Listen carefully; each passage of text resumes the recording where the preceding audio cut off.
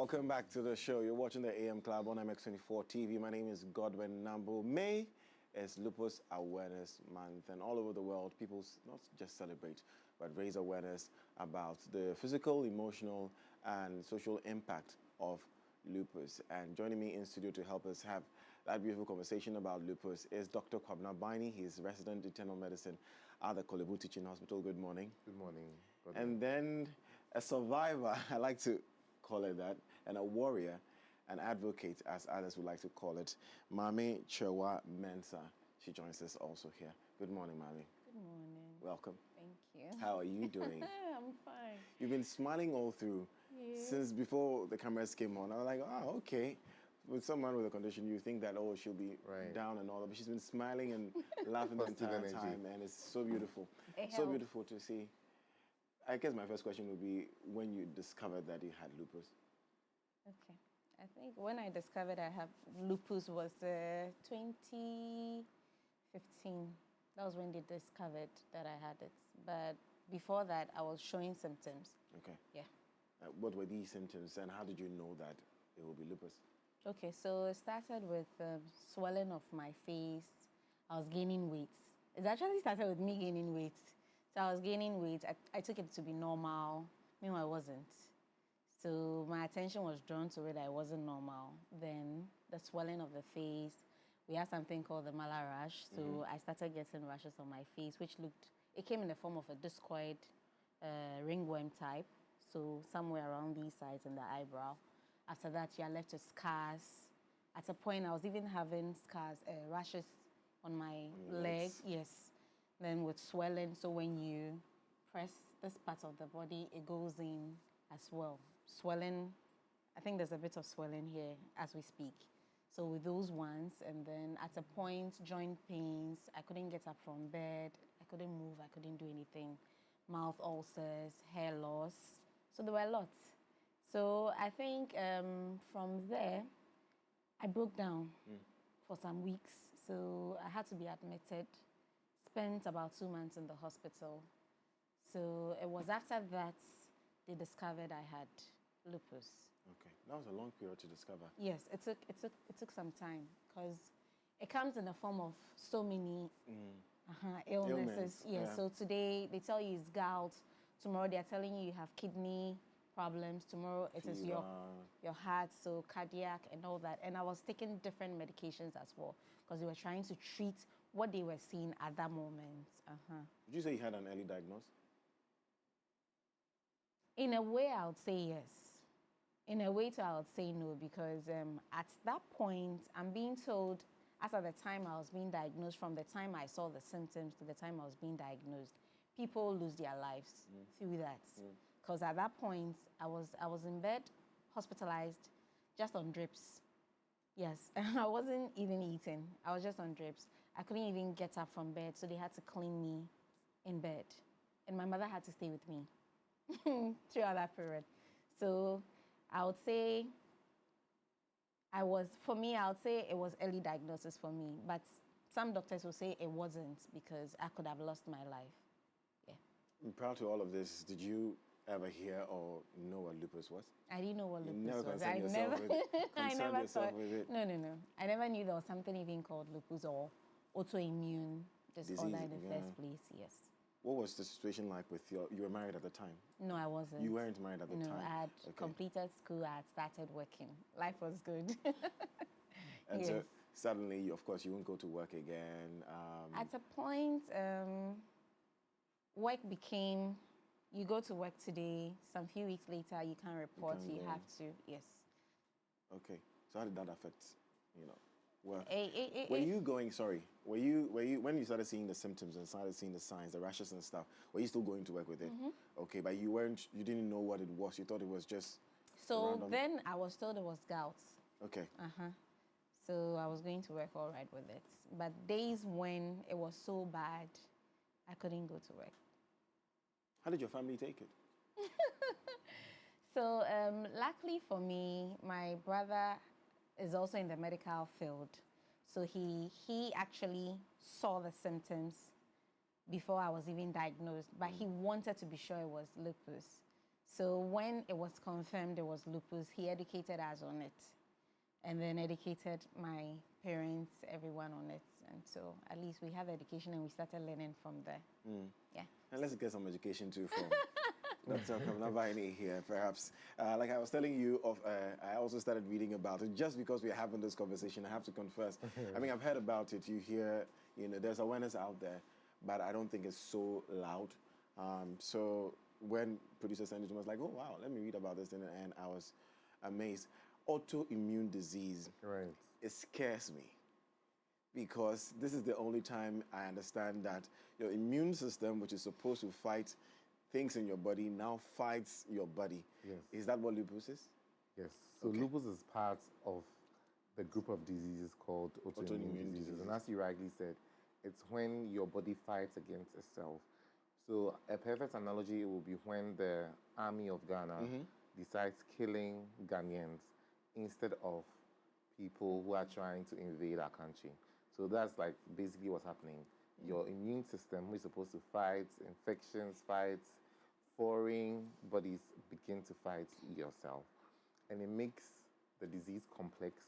It also makes managing the disease complex. Very complex. So lupus is an autoimmune condition, chronic one, which has remitting and then relapsing times. Chronic means Chronic means that it's a long time. Relapsing means that there'll be times when you're going to have active symptoms and there'll be times when you're going to have less symptoms. So our aim for management is to increase your remission time. And that's very possible. There are people who've had the condition and haven't had any active disease for a very long time. And once they are in that space, they live very normal lives. So that's like what we aim for. And everything we do is to that aim. So one early diagnosis has been shown to help to increase your remission period. Okay. You understand? Because up until, let's say, 2018, the average time from first symptom to lupus diagnosis around 3 years. So people didn't have that closure. So for her, I think it was like 3 months, no? From first symptom to diagnosis. No, it's what's about, I think, 2 to 3 years. 2 to 3 years. So wow. Exactly. Because now a lot of awareness has gone up, even among the medical community. So, I mean, if you fit into the brackets like a young lady in your reproductive age, you're having certain symptoms, we will just do the test for you. And then if it's there, we begin to look for it. Before, it wasn't like that. And people didn't even know about it. Or even if they knew, their index of suspicion was very low. So it wasn't something they would consider. So that's why awareness is going on, so that at least when you begin to have some of these symptoms, you go to the health facility, they check, they do tests for these things, and then we pick them up and then we're able to manage them properly. Okay, I'm curious. You said young ladies. Yes. Does that mean lupus only affects ladies? So ratio is 9:1. 9:1. Yes, so 9 females to 1 male. So there are males who have lupus, but then the ratio is 9:1.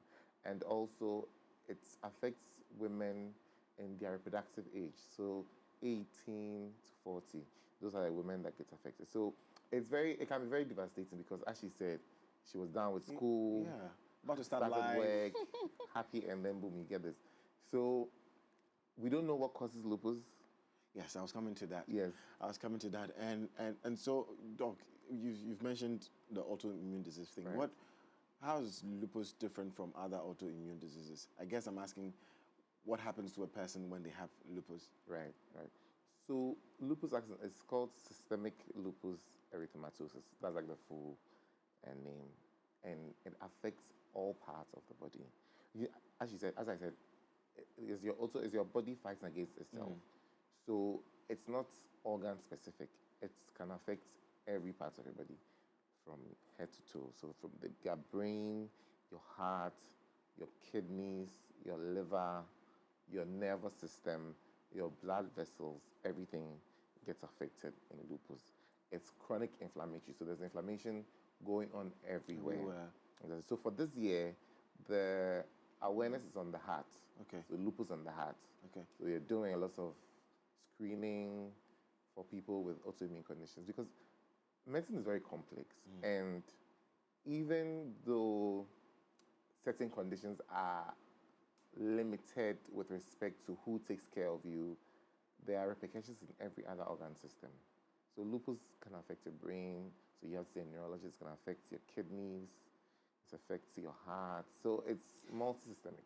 Dr. Komlan, this is very scary. Okay, so, Mami, I shouldn't scare people. Don't scare people like this. It sounds scary to me the way you're describing it. Yeah, I mean, like, we need to understand. Every part of your body.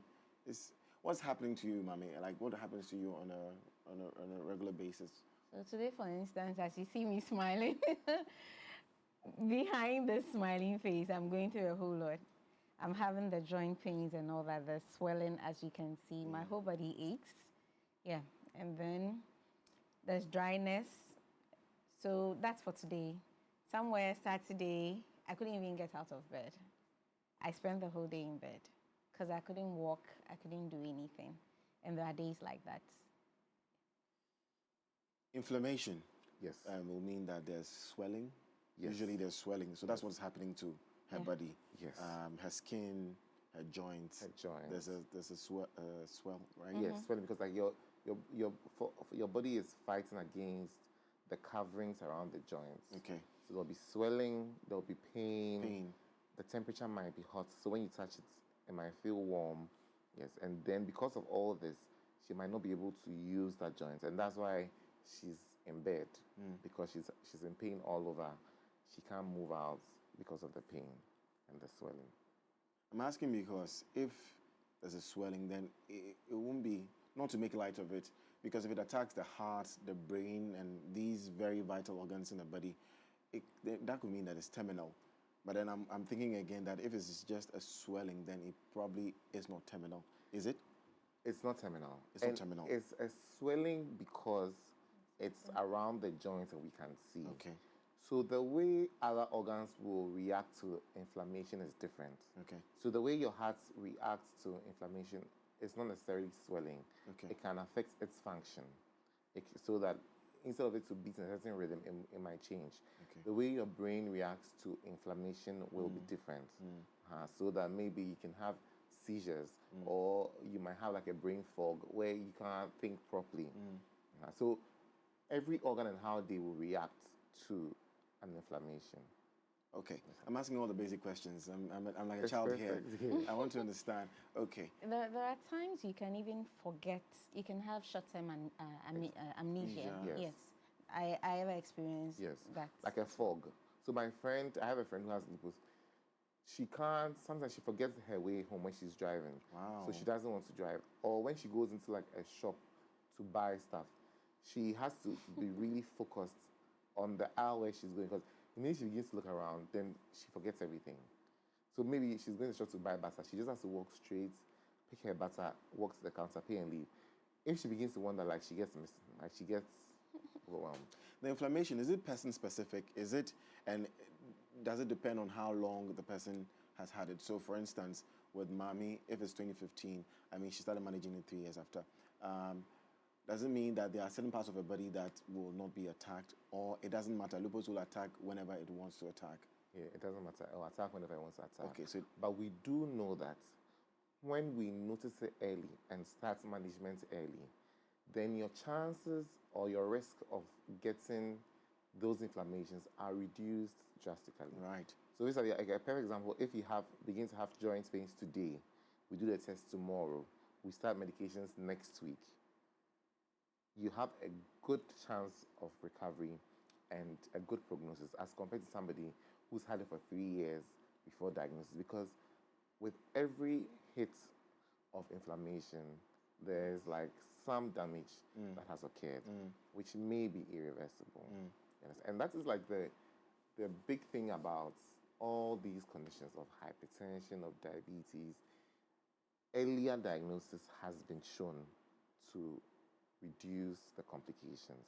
And our medicine is evidence-based. So everything we do is being backed by a trial, by a study, by a meta-analysis. Like, we've looked into it and we've come up with recommendations.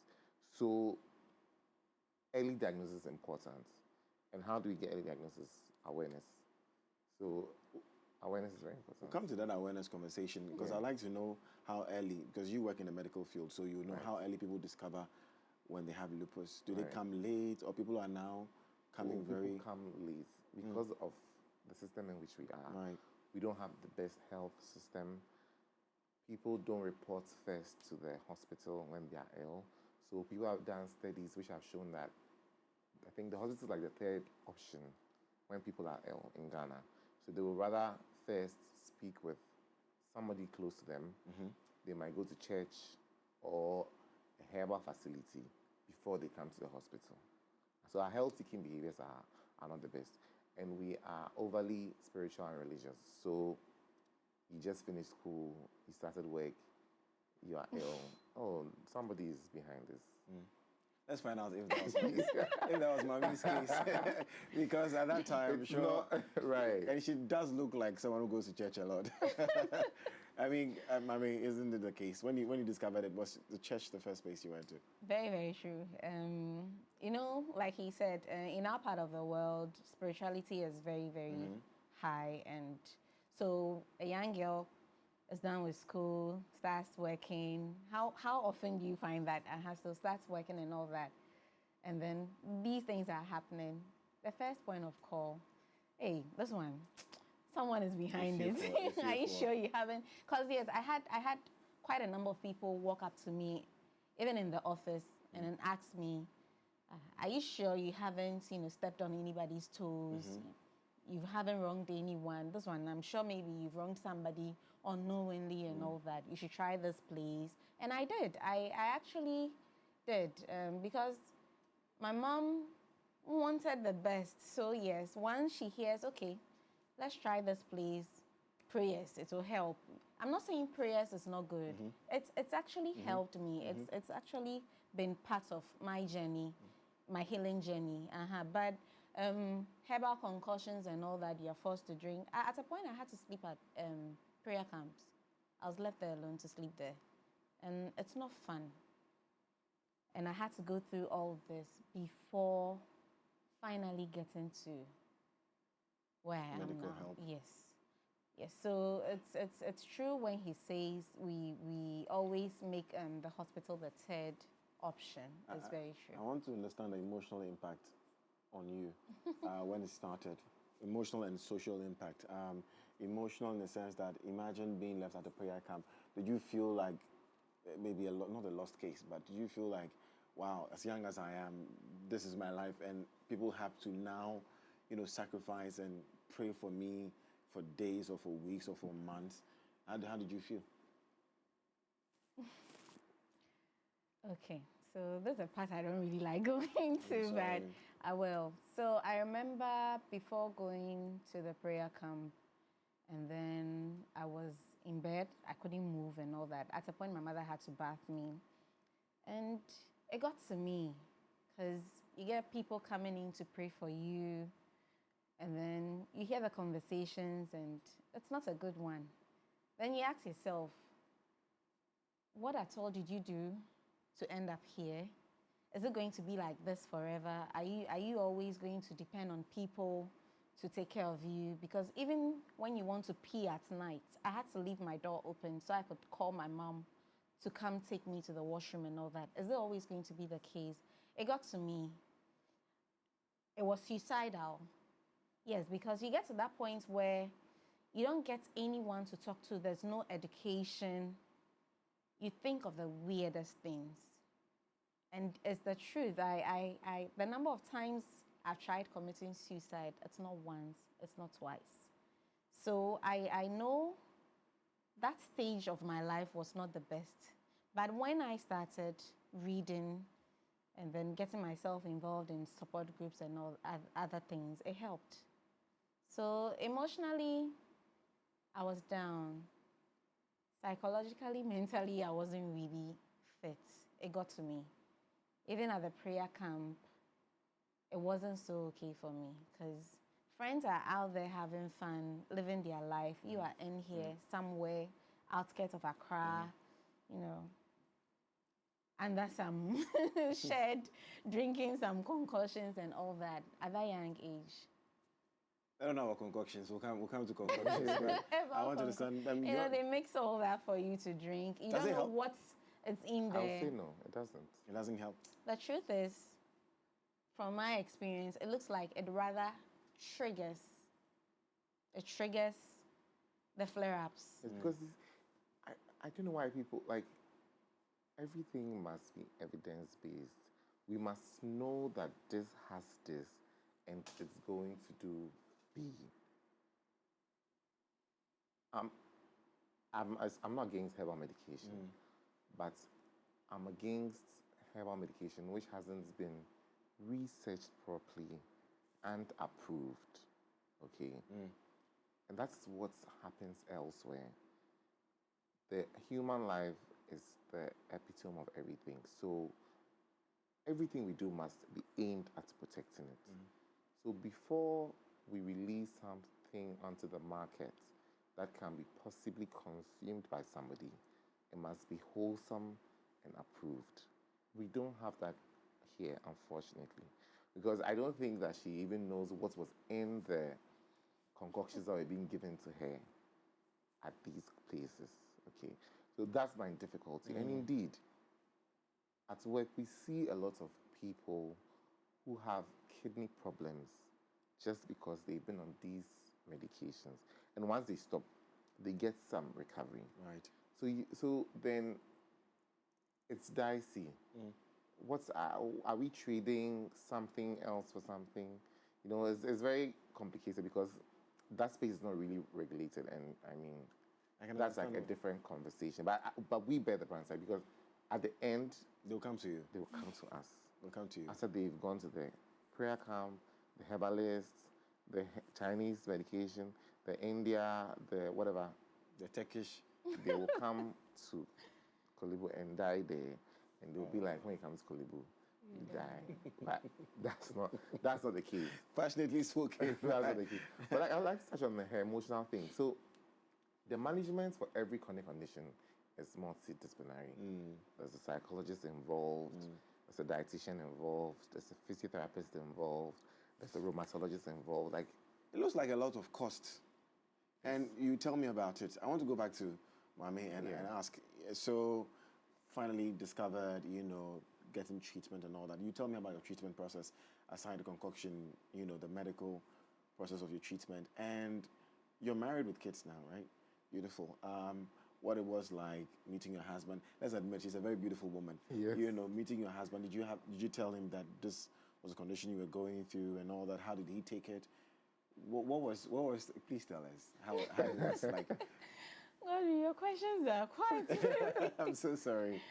Okay, so which one would you want me to take? So let's start with meeting your husband. Okay, so fortunately for me, I met my husband in school. Okay. Way before I was diagnosed. Okay. Right. So at least he met me when I was without lupus. So yes, and after which we were still together.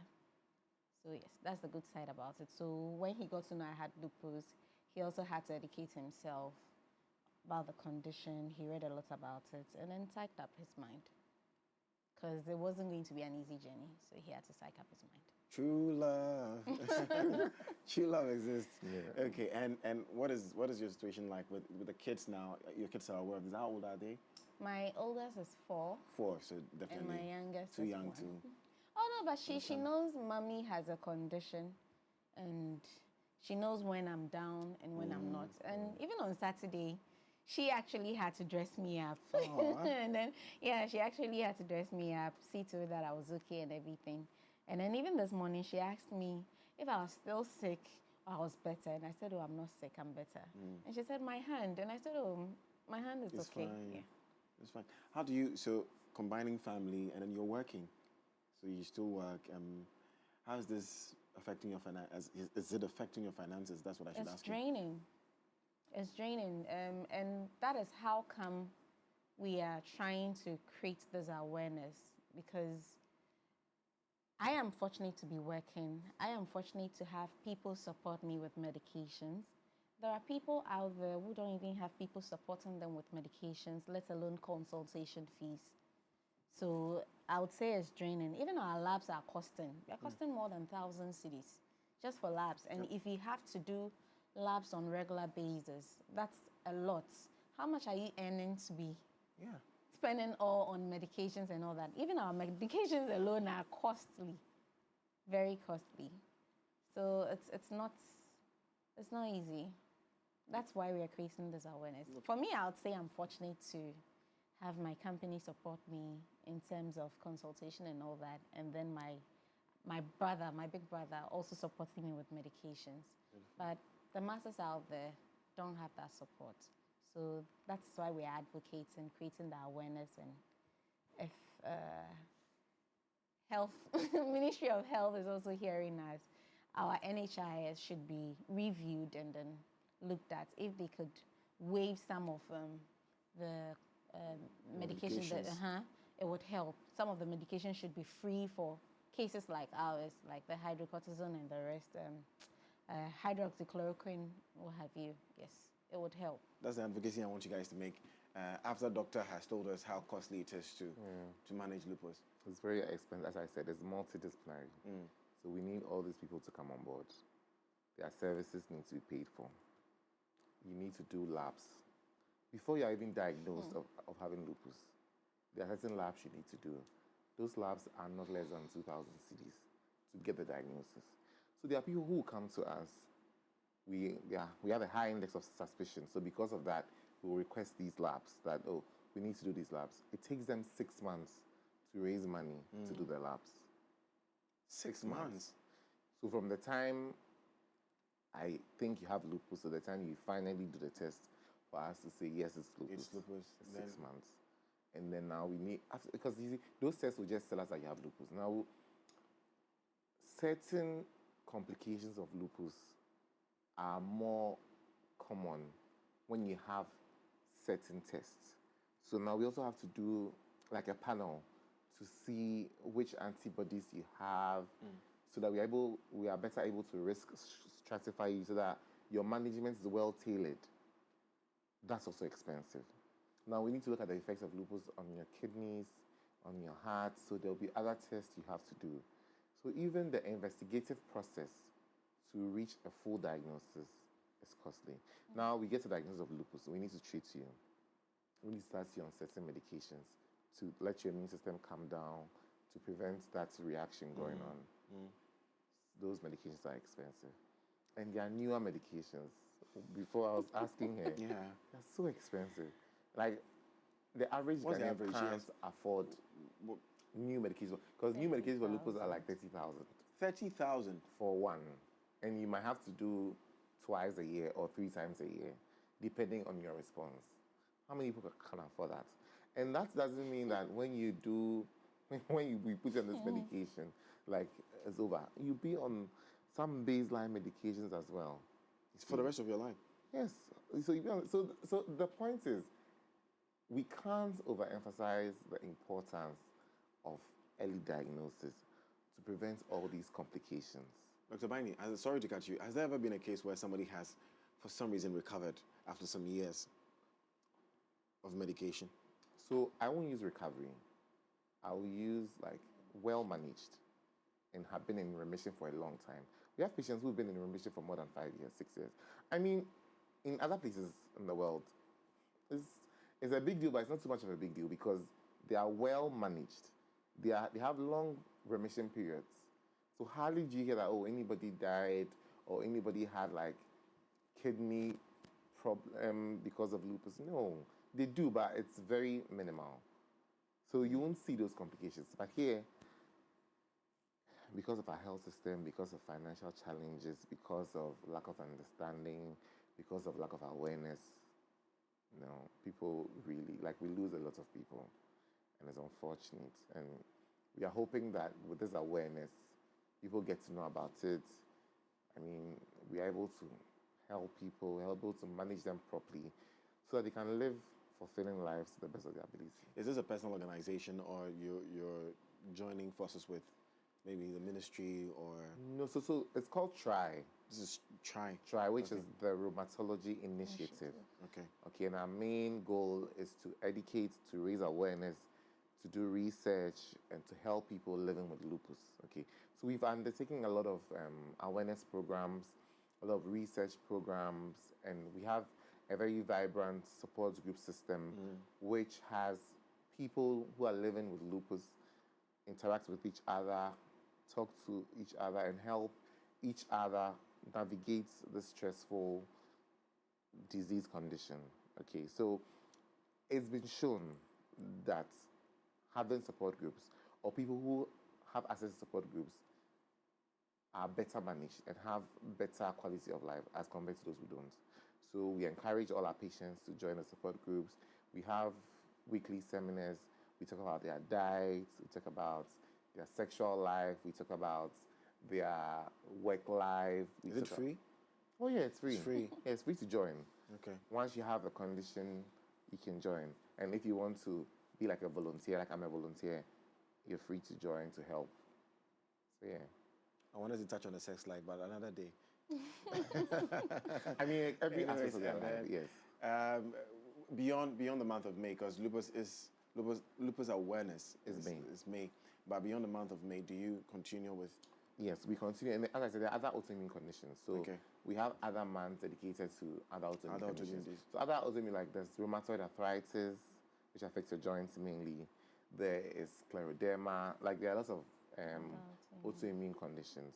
And the funny thing is, when you have one autoimmune condition, it increases your risk of getting another Other autoimmune Exactly. conditions. So there are people who have like 2, 3 autoimmune conditions. So whenever you have one, we need to screen for the rest as well. Yeah. Mami, my last question will be to you and ask, you're a Christian, right?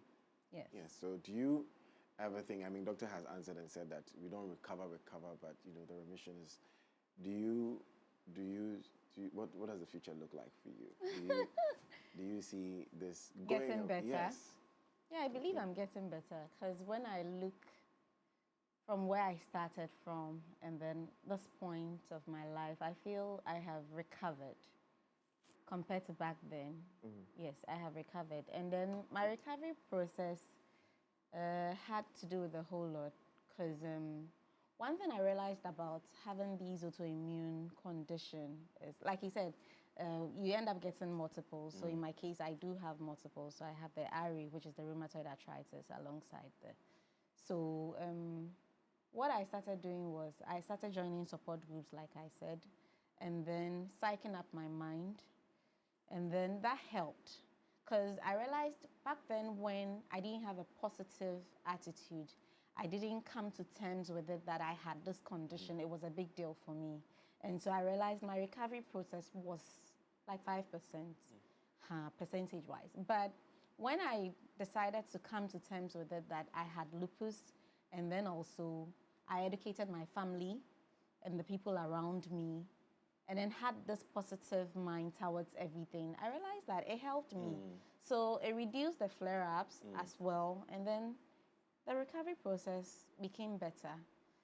Now I do not stress myself on things that would not help me. Rather, I channel the energy into something that would rather help me, and it has helped. So I believe when people do that, it helps. When you're sick, it's also here. Yeah. Yeah. So Yeah. whatever you feed your mind is what comes out. So if you feed your mind with negative stuff, what comes out is garbage. But when you feed your mind with positive things, what comes out is good. So when I started doing that, it helped. So people see me and they're like, you don't look like you have the condition, because I've come a long way. When you feed your mind with negative stuff, what comes out is It's garbage. Garbage, total garbage. How do we Yeah. support you? How do we join the support group? How do we volunteer? All right, so we're on all social media platforms, and the name is TRI, so TRI Ghana. TRI Ghana. So you can have all the information you have. We actually hope that people support us financially to be able to afford, to be able to give our patients the good care, help them with getting their medication, advancing research to find out more, and to basically help with the support group activities, which include money. So yes, please do, and also share awareness. You can put on your status everything or anything about lupus to let someone else know that this is real, it's happening, and there's hope, and you can live a normal life with lupus. Right. We hope this conversation has touched your heart, and you will follow Try Ghana on social media and support them as well. Dr. Kwabena Baini, resident internal medicine at Kolobu Teaching Hospital, and Mami Chua Mensah, lupus warrior and survivor. Thank you so much. Thank Wish you very all much. the best. That's it. There's more on MX24 TV. Stay.